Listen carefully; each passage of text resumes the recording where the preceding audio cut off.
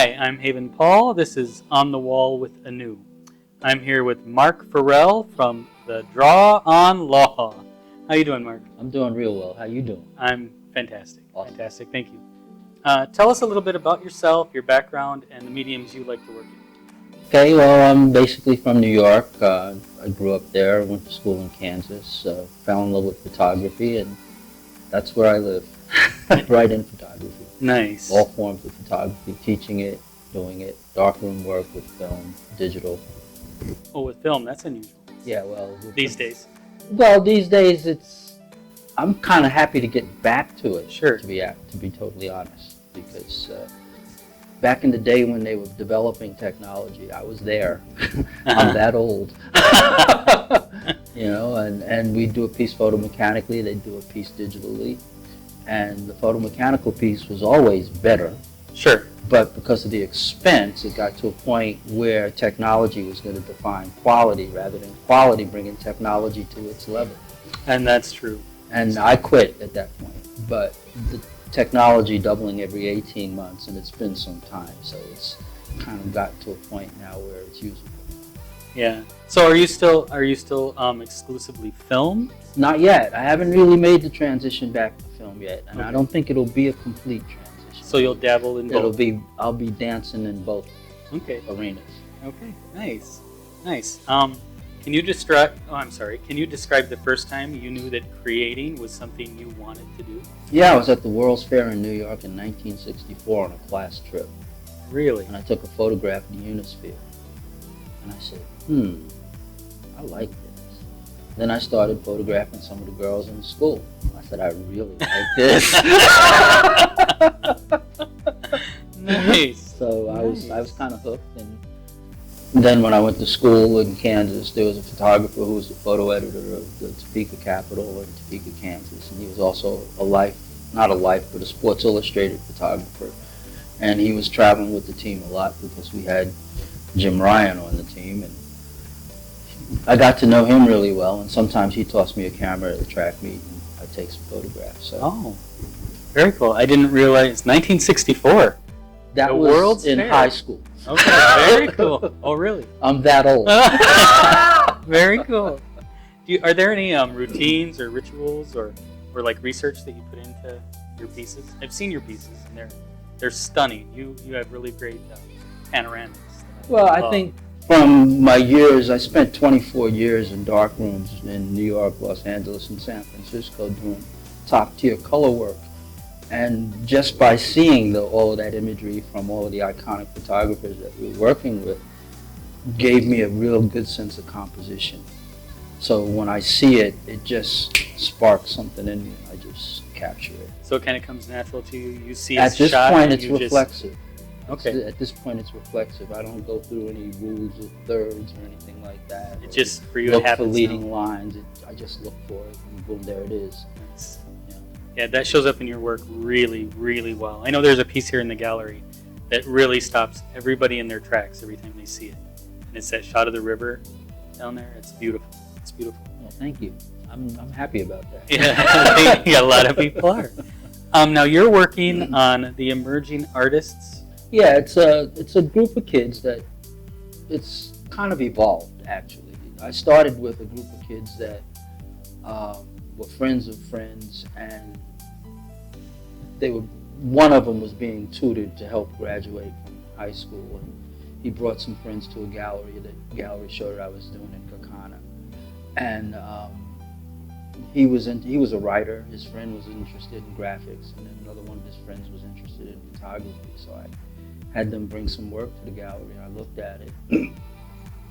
We started working with some of it, made some prints for him at the gallery, and we installed an emerging artists wing in the show because it lasted a month. Wow. Okay. And at the end of the show, the curator of the show, Gene Detchen, said to me, I'll pay these guys $100 if they produce the next promotional piece for the Take Me to the River series. So they jumped on that. I needed a place to meet, and John over at the Draw said, here's a key, because I was going over there to use the large printer. And it just evolved from that. Those kids graduated the following summer, And I got another student from the school district, and that came from a call from the director of fine arts asking if the student could get involved in my summer program, which I quickly put together. Okay. and recruited Leif Larson to be the mentor for these kids. And now we have 12 of them that have been meeting for the last 2.5 years now. Wow. And we've been doing it, just out of the love of the kids and what we're doing and stuff. And nobody's taken any money from it or anything. The draw's not charged us to meet there or store stuff there. Strathmore's been giving us sketchbooks and stuff.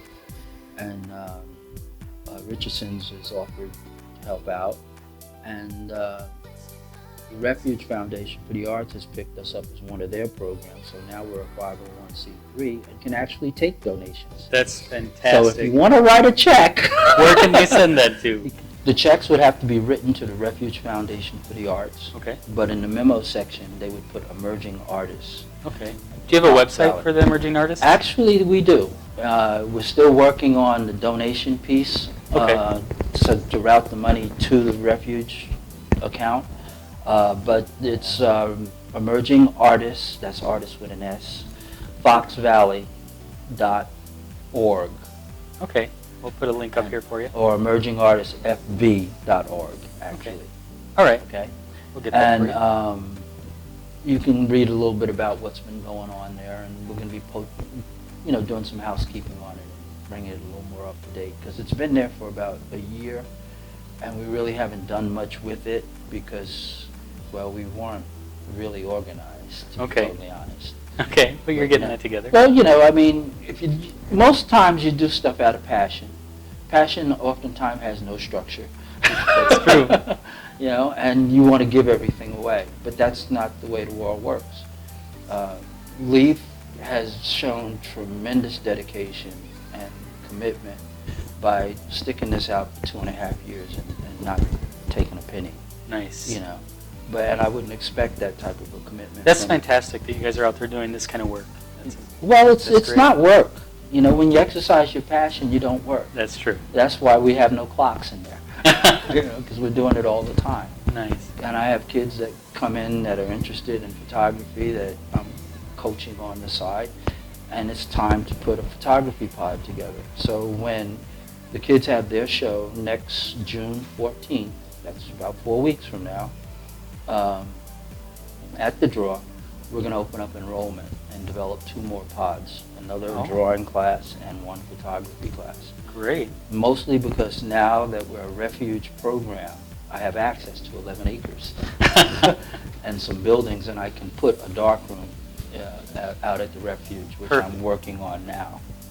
Okay. And that class will meet out at the refuge. Nice, nice. Now, normally at this point, I would ask if there's a piece of advice, a favorite piece of advice you've ever been given, but I think I would rather ask you right now, is there some advice that you would give to young artists just starting out right now? Yeah, keep doing what you're doing. It's your passion. And right now, there are no rules for you. You can do whatever you want. Find an artist that you love. Go meet that artist and have him just throw all his knowledge on you, or her. Throw all their knowledge on you. You don't need, I'm going to get in trouble for this, but you don't really need to go to school. Okay? I agree. You can find everything you need on the internet if you're curious enough. And if you're mature enough and aggressive enough, or your passion is burning so hot, you will go out and find that artist. You will go out and meet that person. And you will get involved in the network and in the environment. And you'll be there. You'll get there. Great. Thank you. Thank you for that.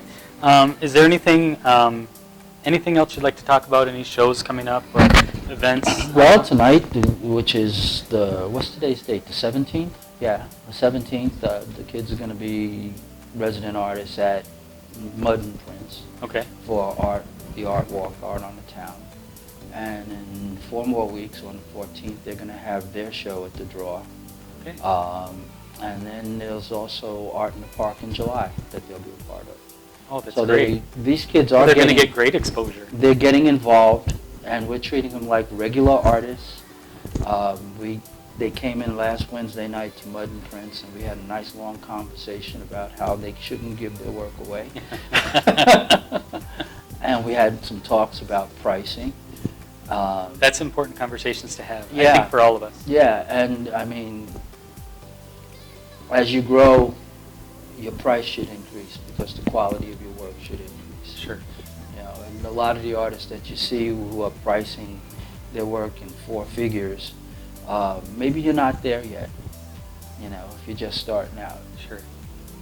So, you know, you got to keep all of that in mind. Yeah. Keep And you got to everything in- find your market too. I mean, Right. That's a big the part. the market here in Appleton is not the market in New York City. Correct. Correct. It's all Okay. different. So you got to have an idea of what the pricing is and what the going rate is in your market.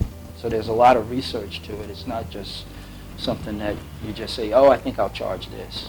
Right. So you got to right. do some thinking about it. Yeah. I think a lot of us don't understand that. Yeah, and you know, I mean, quality, I mean, price is actually an issue only in the absence of value.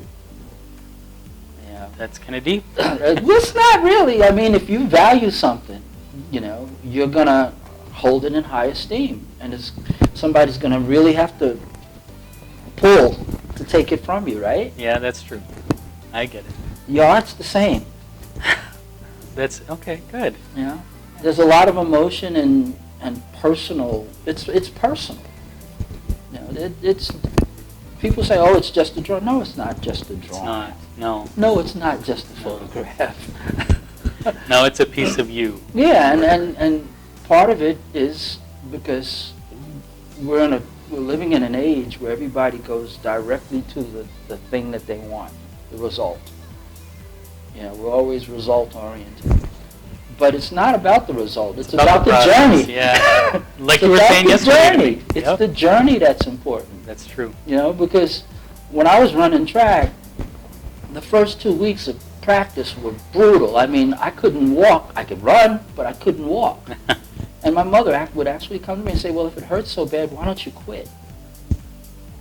Why didn't I quit? You know?